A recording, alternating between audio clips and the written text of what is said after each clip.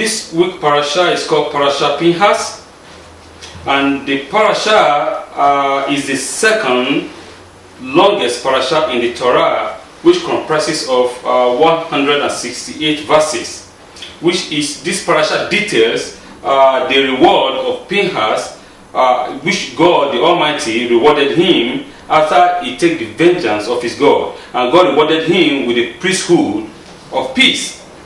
Secondly, we are going to talk about the final census of Israel before they enter into the land, and also the matter of the daughter of Zelophehad, and also the showing of the land to Moshe, and the anointing of Yehoshua as the successor to Moshe, and the detailed quantity of the public daily and festival sacrifices that were to be performed by the children of Israel to Adonai after entering into the land.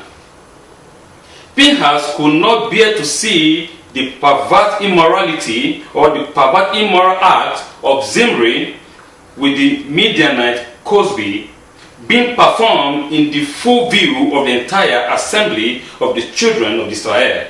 And he acted in the pity for the mercy of Adonai and Moses by killing the two sinners, as it is written at the end of the previous Parasha Balak.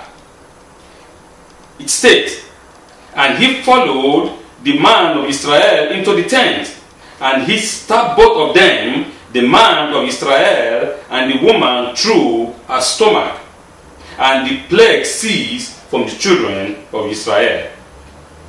So, what is the act that Pinhas actually did? If we look at what it is being said today, or if we look at this 21st century kinds of mentality, they are going to rise up and say, oh, this man is a murderer. This man has murdered. Who are you to judge for me? Or who are you to do this and that? But we can actually see here that this young man that was filled with the zealotry of his God, of the Most High God, avenged the sins of the people from the sinner, because this man and this woman were committing immorality before the entire assembly, trying to show that I'm a prince, I can do whatsoever I want to do. My life is mine, I can do whatsoever I want to do. Because we can see that the Torah said, and the plague was already outside there killing the people. Somebody has to act. My life is mine, I can do whatever I want to do. This is against the word of the Torah. The Torah is saying, no, your life is not your life. You cannot do whatever you want to do, because our life is what is intertwined amongst one another. We are holistic. You cannot just separate yourself and say, I can do whatever I want and nobody can question me. No, we are holistic, and we have to understand that from the purview of the Torah. Pinhas, by showing pity on Adonai and Moses, spared the children of Israel from annihilation. The plague ceased, and and for his action, Pinhas was rewarded with Adonai covenant of peace. The price for this, or a price, or a peace price for this, that is what the question is. By killing somebody, then you have a peace price. Is that for that? The Torah says yes. It seems we must redefine peace then, because according to the interpretation of peace, or according to our 21st century interpretation of peace, this is different from what we are seeing here. So that means that peace has to be what? Has to be redefined. What it means and what it doesn't mean. Obviously, peace is not passivity, or peace is not yielding weakly to the force. Because people think that for you as a peacemaker, for you to be a peacemaker, you must be what? You must be passive, right? You must always yield to the will of force. No. God is telling us, don't fight. So I need peace. I'm going to make peace. I want peace. I don't want to do this. You know, you have to be like a zombie. Somebody they direct you the way you want. But that is not what peace is. Rather, peace is a harmonious mixture of opposites, strength and kindness. It's the surgical path to truth that does not least harm and the most good in a just way. I'm going to repeat myself again. Rather, peace is a harmonious mixture of opposites, of strength and kindliness. It is a surgical path to truth that does the least harm and the most good. It does the least harm and the most good. That is what peace is. And you have to do that in a what? In a just way, in the way of justice. All is path are ways of pleasantness, and all is path are path of peace. The practitioner of peace is distinguished by the strictness he applied to himself, while reserving generosity for others. A peaceful man is a man that applied a strictness to himself first, and doing what and reserving generosity to others. To himself is very hard. He's very strict. He has to, because people will say, "Oh, look at him. What is he doing?" But you have to discipline yourself first before you can go and discipline other people. But it is sad in our 21st century, most the so-called rabbis, they do what? They don't discipline themselves first, they want to go and discipline others. Most of our leadership, they don't discipline themselves first, but they want to discipline the people. But you are the leader because you are on the what? On the altar. People, everybody is looking at you. And if you are doing what is unjust, if you are doing injustice, and if you are perverting judgment, then what are you teaching? What are you saying? What are you telling the people?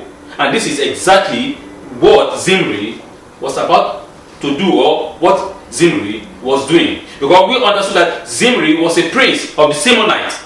And so if you as a prince, as a leader of the people, are committing this kind of immoral act in the presence of all Israel, what are you saying? You are telling everybody, follow me and let us do the same thing. But that sin has to stop. The following amazing stories portray the way of peace. This story was actually said by Rav Shlomo of Levinstein in Israel. And I want to give you this story. A young rabbi turned to an older rabbi. Shalom Aleichem. The young rabbi said. The rabbi replied, Aleichem Shalom, the older one.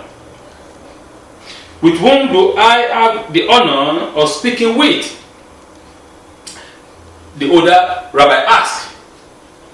The younger rabbi replied, 30 years ago, I was a Talmid in your school, in your Hesed. The older rabbi replied, oh, please remind me your name. Oh yes, I remember the name. And what do you do for living? The older rabbi asked the younger rabbi. The younger rabbi replied, I teach in the yeshiva. You teach in the yeshiva? That is great. And this is all thanks to you, said the younger rabbi to the older one. You teach because of me? How come? Replied the older rabbi. The younger rabbi replied, I will remind the rabbi of the story, and the rabbi will understand. When I was a young boy in your yeshiva, one of my classmates who was not yet bar mitzvah receive an expensive wash. In those days, no one had a wash before they turned bar mitzvah.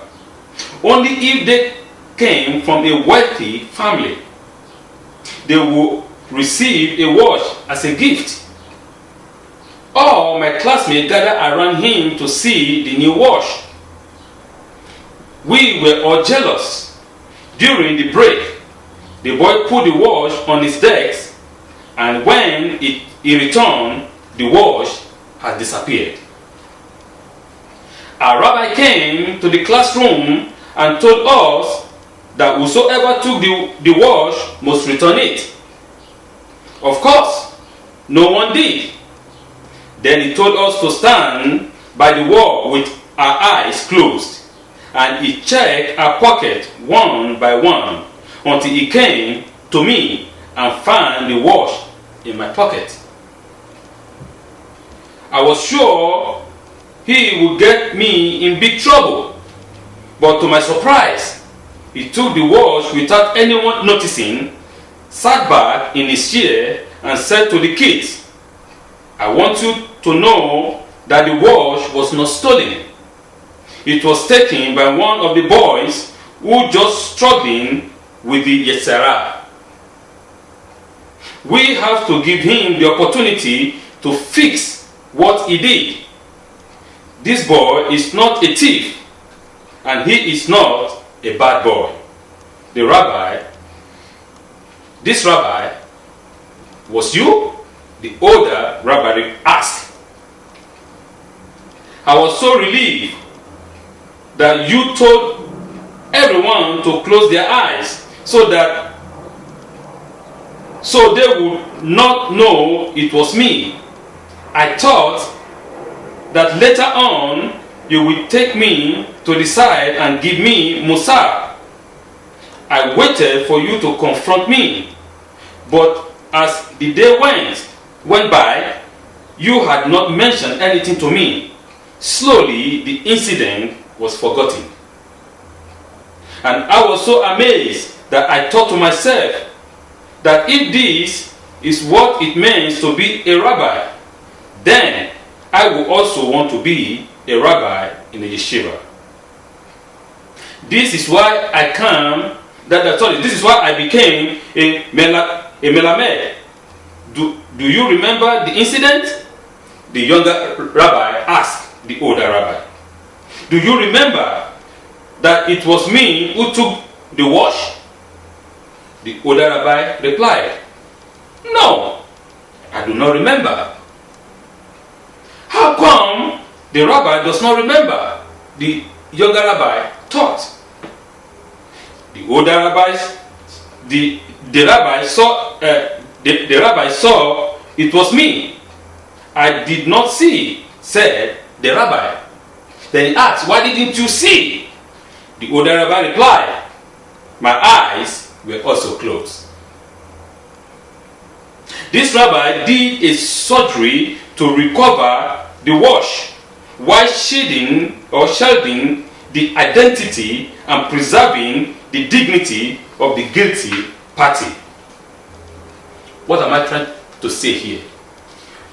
The story gives us a very good example of of justice, of what peace actually is. Not the way we are used to in the 24th century, or not the way peace is being portrayed on the TV or in our own in the MSN, the mainstream media. Because we can understand in our world that the so-called people or nations that pronounce peace, these are people that will send their jet and their weapons and rain bomb upon the innocents, upon children, upon women that are at no fault, and they call that in the name of fighting terrorism. Where is the justice? Where is peace that God is talking about? And these are the people that put upon themselves, they will be the what? They are the judge. They are the prosecutor. They they are the executioner. And at the same time, they are the one who is going to tell you, you have to follow us. Only do what we say, don't do what we do. But God is telling us that is not the way of peace. Peace is not yielding to the power of force. Peace is actually the mixture of both. Understanding what peace is very, very important. The Stefano explained that the covenant of peace was in fact peace from death itself. Pinhas was granted immunity from the angel of death. This is borne out by the opinion that the prophet Eliyahu is none other than Pinhas. Eliyahu, we are taught in the Navi, in the prophets, ascended to the heavens in a chariot of fire. With the covenant of peace, he never died. How was the vengeance that Pinhas avenged so unique and exemplary that he merited such an amazing reward? Pinhas, the Pasuk state, he was avenging Adonai's honor, avenging the honor of his God. There wasn't even a spark of his own personal interest in mind. That is what makes it unique.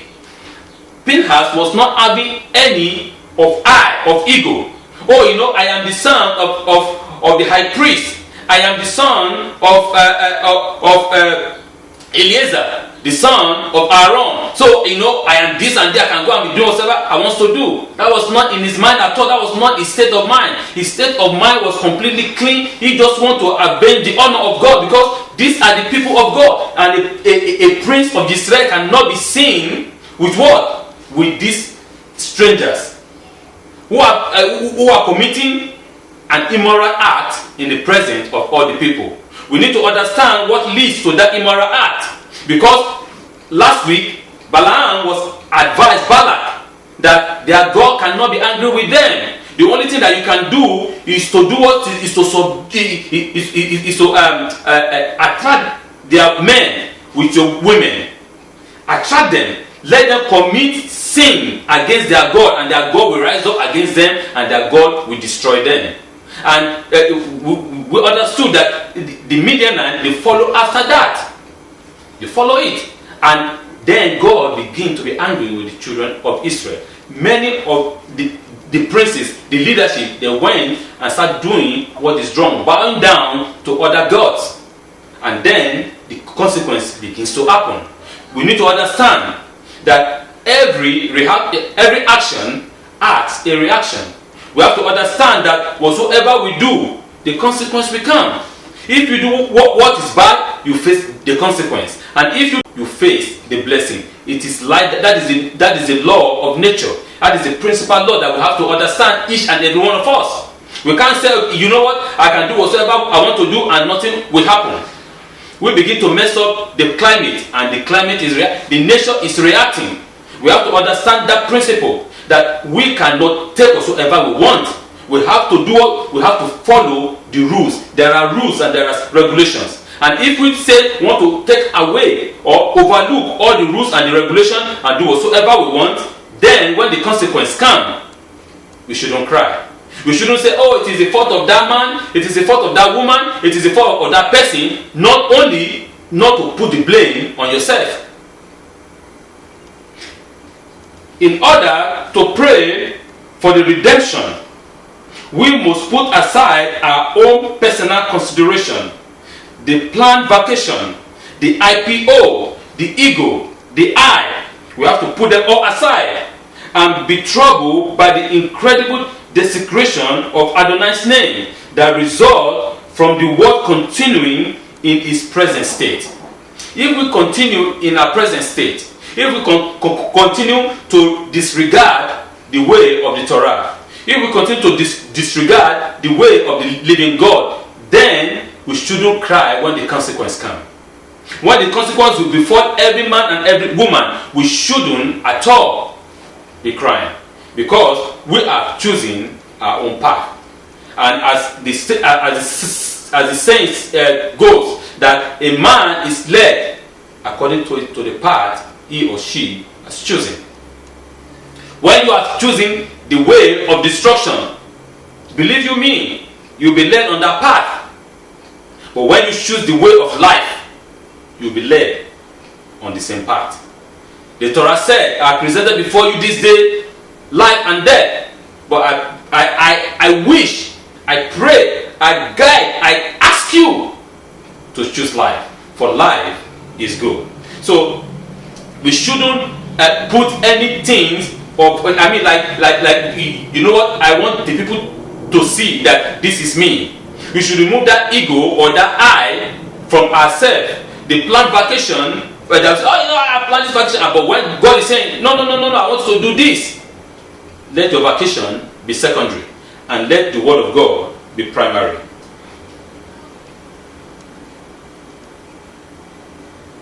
Once we reach that point, the news of the redemption will be brought by none other than Eliyahu, which is Pinchas, informing us that his teaching have finally been learned and internalized as we dance together to greet Messiah, who will finally teach us the word about Adonai. When we internalize this word, when we get to that particular point, that stage that the word of the Holy One, blessed be He, is primary in our life, not secondary, not pleasure, not flesh, but the things of the Spirit. But when we internalize the word which the Spirit of the living God, the Holy Spirit, is teaching us, when we internalize it, then we begins to rejoice as we welcome the Messiah. We have to understand that internalizing and actually doing the word of God is life indeed. As the Torah said, the way of the Torah is the way of life. Everyone that partake of this, they are going to do what they're going to have life eternal. It's a way of peace. There is no wickedness, there is no destruction in this path, but it's a path of peace. But we have to understand, when we want to do when we want to do what is right and just, we have to stand firm. We shouldn't appease evil. We shouldn't withdraw ourselves and say, you know what, I want to make peace. And you see evil happening. You see evil reigning, and you say you want to keep your mouth shut. I don't want people to be against me. I don't want people to judge me. Let me just keep my mouth shut. Let me follow the crowd. When you follow the crowd, when we follow the crowd, we are following them into destruction. As Yeshua said, that the way is wide and big, and it leads to destruction. But the way is tiny, it's rough, it's tough, that leads to life eternal. So don't let us follow the crowd. Don't let us follow the mass, but let us follow the way of the Torah. The Torah gives us this guidance, and it is fact that when we follow the Torah, life is for us. Life is awaiting us in the world to come. From this world to the world to come, we will enjoy life. And in this parasha also, we heard about a very interesting story. The story of the daughter of Zelophehad. These 5 women that actually, stood up for their rights and for their peace. Because if they do not stand up and they do what is contrary to their peace of mind, even though if they go and marry, it will never work. Because that eagerness will continue to want to eat them in their soul. They stood up and they said to Moshe before the congregation, this is what happened, this is what happened. We need inheritance among our brethren. Our parent, our father does not have a boy, but we are the only one that he has, and we want to preserve the name of our father among his people. And that exactly, they are quoting the Torah. That is what the Torah said. And Moshe realized that, he understood that, and took their matter before the Holy One, blessed be He. And the Holy One told him, they are saying what is right, what is just. And we can see from the Torah that the Torah actually elevates the woman to the point they say that the woman and the man are the same. We are equal before the Holy One, blessed be He. But our roles are different. But in the new world that we live in now, in the 21st century, everything has been made as they have turned the head upside down. You know, no. Feminism. I am like a man. I'm equal to man. I can do whatever I want to do. That is not what God is saying. Of course, man and a woman are equal. But the role of a man in nature and the role of a woman in nature are different. You cannot mix them. It is unmixable. That's what God is saying. Let man be a man and a woman be a woman. But both of us are equal before Him. And if we understand the cultural attitude of the people of the East, of our people, we understand, yes, women were mistreated. Other cultures maltreated them. They put them down. They are not valuable things. They are commodity to be sold and be bought. But the Torah is saying that is not acceptable. You cannot do that. Both of you are equal, but your roles are different. So you have to give them their father's inheritance. First time to be heard about. Wow. I know it will have been the men will have been destabilized. What is going on? We are the this and that. We are the boss who can do whatever. But God is saying that it's not boss here. The only boss that we have is the only one. Blessed be He. The role of the man is to protect the woman, to guide the woman, and to do what? To be a crown on the woman's head. While the role of the women is for the home. The woman has to take care of them. They are the foundation of the house. Without a woman, there is no home, there is no life. So we have to be appreciative to our parents, our mothers, for their roles in our life, for them showing us the way of life. Because in a Jewish life, the most important is the woman. Because the woman leads, it shows, it guides. The man goes out, the man does not even spend too much time with their children. They have to go out, work, and do other things and come back home. Go to the temple, praying, all other stuff. The woman is the one that actually is guiding the children every time. They spend more time with the children than the men. So their role in our life is we cannot measure it. It's unmeasurable. So we have to give honor to our women because they are God appointed or they are God anointed to teach us the way of life. And Moshe gave this law as eternal decree for all the children of Israel, but based on one particular rules that those women have to marry from what? From their own tribe, so that any other men from another tribe cannot come and take possession of their properties.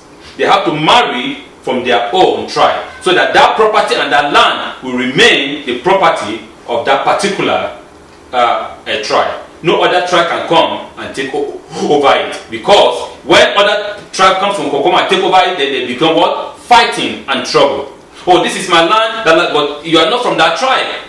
You have to preserve peace. What the Holy One is talking about today, that to preserve peace, to have peace, not intertribal fighting. The women has to marry from their own tribe, so that that property and that land will remain with that tribe. So too, Pinhas did a difficult but necessary surgery to stop the Amophrygian in order to restore and to keep the peace. Pinhas, the son of Eleazar, the son of Aaron, the Kohen Gadol, did this surgical operation in order to stop the evil, inflicting, destroying his people. The Torah said in one day 24,000 of them fell because of the sin of one man. The man that thought is above all. The man that thought, my life is my life, it doesn't concern you, it doesn't affect you. But because of you, because of your grievous sin, 24,000 people died. So we have to understand this, that we are not alone. That what you do affects me, what I do affects you. what we do affects the larger part of the community. So we have to do what? We have to be submissive to the way of the Torah. We have to be cohesive in whatsoever we do. We have to understand that I am not alone. You are not alone. I am not alone. We are here in this business, in this boat together. And the captain of the boat is Adonai Sibaot, who is directing it himself. So we have to understand that what if we do something that is wrong, he's not going to pity us. He's going to give us severe punishment because we'll be warned. So when you are warned, you need to understand. He warned us and is telling us that we should do what is right. Thank you so much. The Parasha Pinhas, is giving us an inside depth of what peace actually is. Shabbat Shalom.